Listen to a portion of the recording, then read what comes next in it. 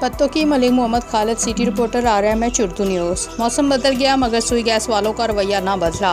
شہر اور گردنواں میں سوئی گیس کی بدترین لوڈ شیڈنگ اور سوئی گیس کے لو پریشر کے باعث گھریلو خواتین کھانا پکانے میں شدید مشکلات کا سامنا۔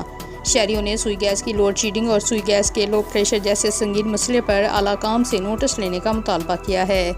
تفصیلات کے مطابق پتوں کی شہر و گردنواں میں گزشتہ 4 ماہ سے مسلسل سوئی گیس کا لو پریشر اور لوڈ شیڈنگ کا مسئلہ حل نہ ہوا، جس کی وجہ سے گھریلو خواتین کو کھانا پکانے میں شدید مشکلات کا سامنا۔ شہریوں کا صحافیوں سے گفتگو کرتے ہوئے کہنا ہے کہ گزشتہ 4 ماہ سے مسلسل انتہائی لو پریشر گیس اور بعض اوقات لوڈ شیڈنگ کی وجہ سے وہ LPG خریدنے پر مجبور ہیں، جس کی قیمتیں آسمانوں کو چھو رہی ہیں۔